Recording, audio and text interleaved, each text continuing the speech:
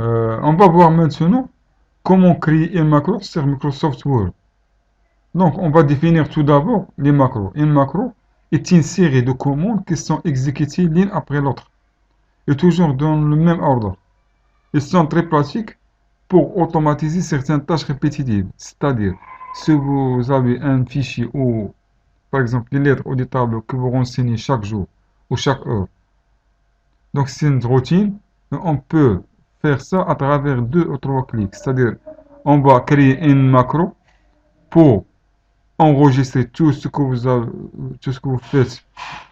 Après, vous enregistrez la macro et à chaque fois vous lancez la macro, le travail est déjà réalisé. Donc, on va créer une lettre, par exemple,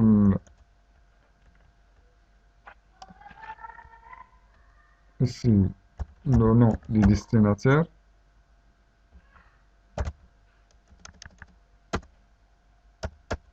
objet, par exemple, formation, code, par exemple, code de la route,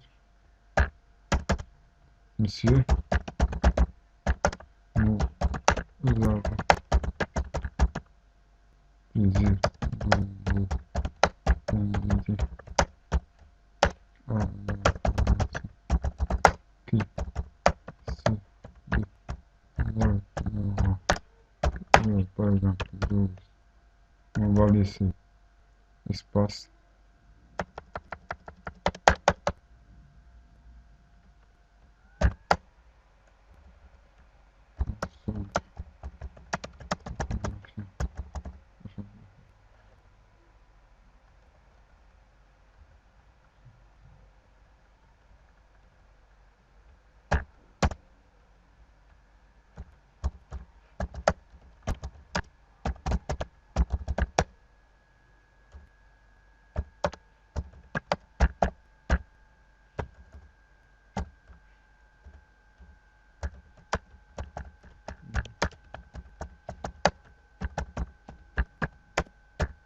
Créer un tableau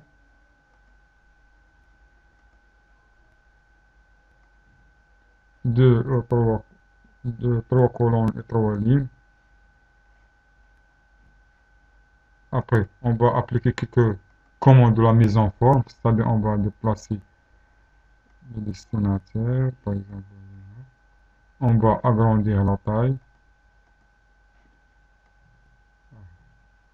Vous savez maintenant combien de commandes on a exécutées. On a écrit le texte, oui. On a essayé d'appliquer quelques commandes de la mise en forme, à savoir gras, italique, souligner, par exemple, agrandir la taille. Donc, ce travail est fait quotidiennement.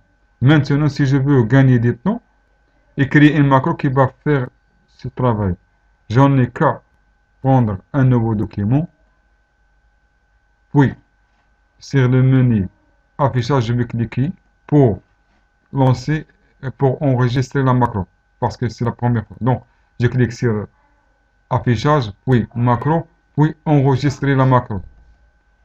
Une fois, je clique sur créer une macro, une voie de dialogue s'est affichée, me donne le nom de la macro, et là, je peux saisir le nom de la macro, ou je peux laisser comme il est, c'est-à-dire macro 1.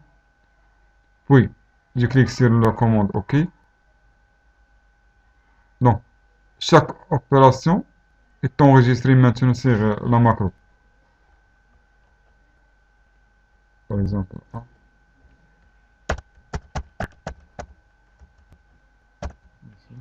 on va laisser l'espace pour objet. Formation.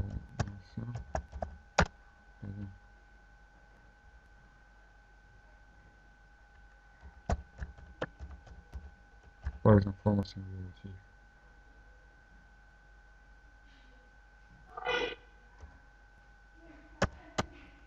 Ici.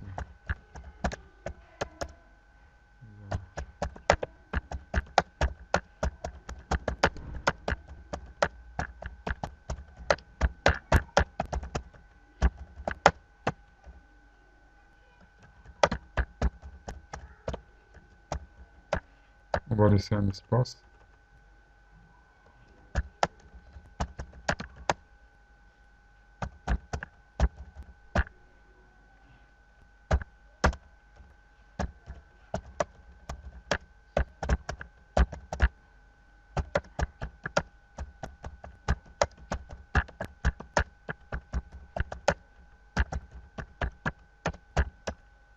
On va créer un tableau.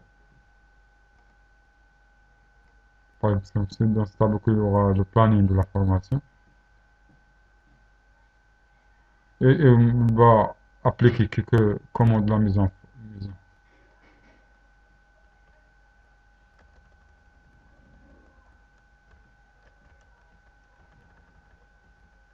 Donc je vais glisser pour. Je vais appliquer quelques commandes de la mise en forme. Agrandir, gras, étaler, par exemple. Idem.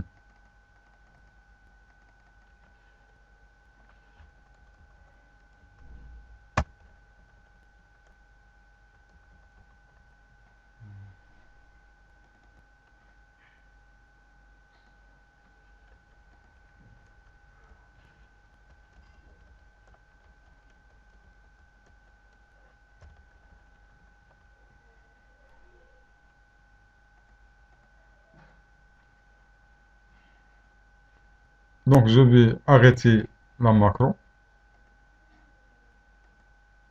Arrêter l'enregistrement.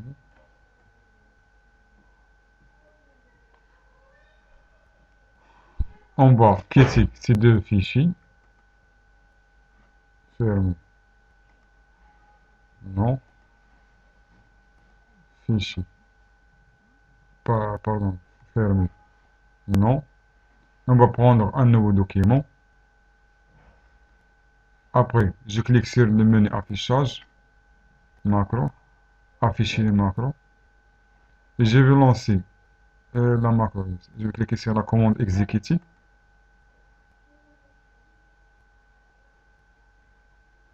Vous voyez, une fois j'ai lancé ou j'ai exécuté la macro, il a saisi le destinataire, la formation, l'objet. Il reste seulement pour remplacer, par exemple, ici,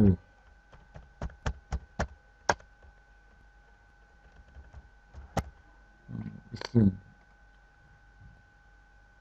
Donc c'est ça l'objectif, c'est de gagner du temps.